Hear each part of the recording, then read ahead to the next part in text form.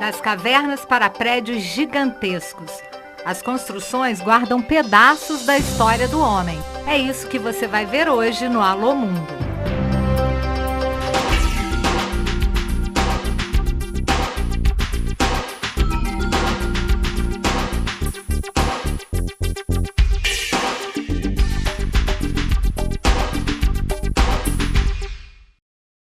Tudo começou com a procura de um abrigo e isso foi se desenvolvendo de várias maneiras e de diferentes formas.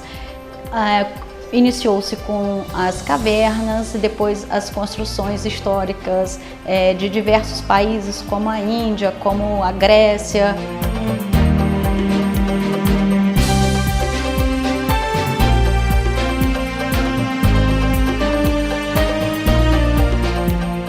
O volume, a dimensão das construções antigas eram relacionadas ao poder político ou religioso de cada região.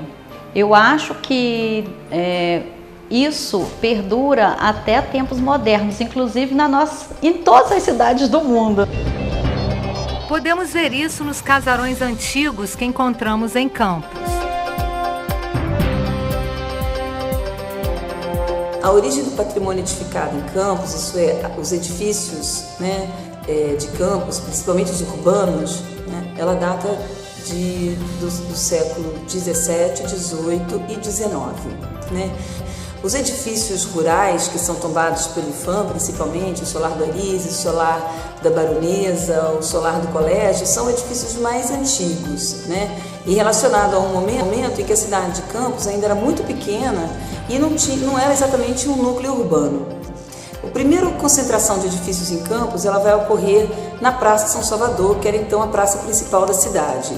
São edifícios do século XVII, do século XVIII, mas que são todos eles readaptados, vamos dizer assim, no século XIX. Essa arquitetura ela se destaca, ela se solidifica e ela toma novos ares. Dentro da cidade, no sítio histórico da cidade ou no centro histórico da cidade, nós já vamos ter uma arquitetura de marca eclética.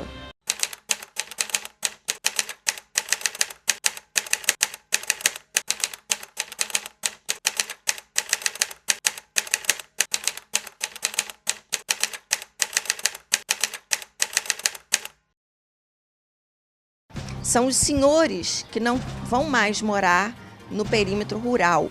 Eles estão vindo para o centro da cidade e querem que as suas casas tenham destaque. Eles têm recursos econômicos para isso. Seus filhos estão estudando na Europa, direito, medicina, engenharia. E quando voltam, eles querem esse conforto que eles viram e que vivenciam na Europa. É um estilo de arquitetura, né, que talvez Campos tenha, depois do Rio de Janeiro, o maior acervo de patrimônio eclético do Brasil. Né? Ela pode ser, a sua rival em segundo lugar pode ser talvez a cidade de Pelotas, que também foi muito rica no século XIX, né? A origem desses casarões, essa edificação é a produção de açúcar na região do século XIX, que favoreceu um enriquecimento, o desenvolvimento do núcleo urbano. São cidades extremamente importantes, né, quase como um museu aberto.